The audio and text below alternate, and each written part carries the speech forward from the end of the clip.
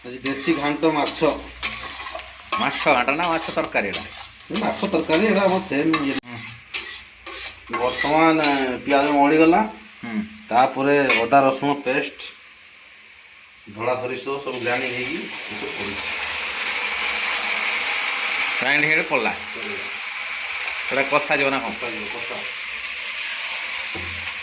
ହଁ, ବାଙ୍ଗଲୋରର କ'ଣ କରିବା, 1500 କିଲୋମିଟର ଦୂରରୁ ଆସିକି ବନେଇ ନିଜେ କରିବା ଖାଇବା ପଡ଼ୁଛି। ମନ କର କିଛି କଲାନି, ଆମେ କ'ଣ କରିବୁ କହିଲୁ?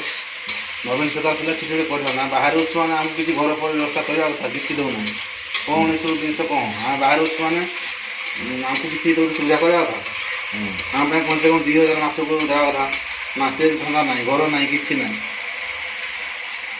ଏମିତି ଖଟି ଖଟି ବିଦେଶରେ ଆମ ଜୀବନ ଯିବ ଆଉ। ଭାକୁଡ଼ା ମାଛ ଖାଇବା ଯିବ। ଭାକୁଡ଼ା ମାଛ ବହୁତ ମେହେଙ୍ଗା। ଓଡ଼ିଶା ମାଛ ଯଦି କମ୍ ରେଟ୍, ଅଛି ବହୁତ ମେହେଙ୍ଗା। ବାଙ୍ଗଲୋର ପୁଷୁନି ବାଙ୍ଗଲୋର, କ'ଣ କରିବା? ଓଡ଼ିଶାରେ ରହିକି ନହେଲେ ସରକାର କିଛି କହୁନାହିଁ, କ'ଣ କରିବା?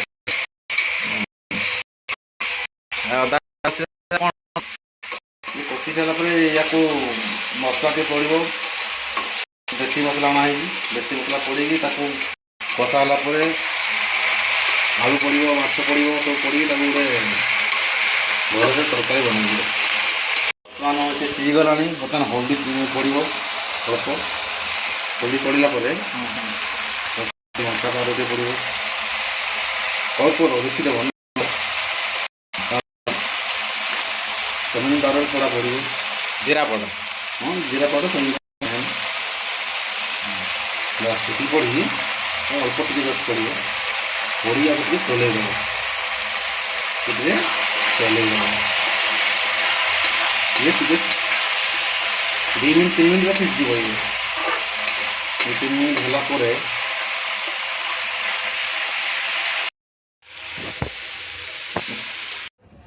ବର୍ତ୍ତମାନ ଗରମ ପାଣି, ବର୍ତ୍ତମାନ ହେଲା କଷା ହେଇଗଲା ନା କ'ଣ? ଆଳୁ କଷା ହେଇଗଲା, ଗରମ ପାଣି ଦିଆହେଇଛି। ବର୍ତ୍ତମାନ ଆମ୍ବୁଲ 2ଟା ପଡ଼ିବ ଏଠି। ଓଡ଼ିଶା ଆମ୍ବୁଲ ନା? ଓଡ଼ିଶା ଆମ୍ବୁଲ, ଦେଶୀ ଆମ୍ବୁଲ। ଦେଶୀ କ'ଣ ଆଉ ଗଛ? ତମ ଗଛର ଆମ୍ବୁଲ ତ? ଆମ ଗଛ ଆମ୍ବୁଲ ଏଇଟା ଫୁଟିଯିବ। ଫୁଟିଗଲା ପରେ ତାପରେ ମାଛକୁ ପକାଇ ଦିଆଯିବ। ମାଛ ପଡ଼ିବ ନା? ଫୁଟିଗଲା ମାଛ ଗୋଟେ ଗୋଟେ କରି ଦେଇଦେବ। ଏଇଟା କ'ଣ ମୁଣ୍ଡଟା ପଡ଼ିଲା ଦେଖେଇକି ପକେଇବ ନା? ମୁଣ୍ଡଟା ତ ପିସ୍ ଭଲ ହେଇଛି ଆଉ। ଏଇଟା କ'ଣ ନାଞ୍ଜ ପିସ୍? ନାଞ୍ଚ ମାଛ କେତେ ଟଙ୍କା? ଭାକୁଡ଼ା ମାଛ ଏଠି 400 ଟଙ୍କା କେଜି। କିଲୋ? ବାବା, 400 ଟଙ୍କା କେଜି? କେଜି 400 ଟଙ୍କା, ବହୁତ ରେଟ୍। ଆମ ଭଦ୍ରକ ମାଛ ଭଲ। ଭଦ୍ରକ ବହୁତ ଟେଷ୍ଟ।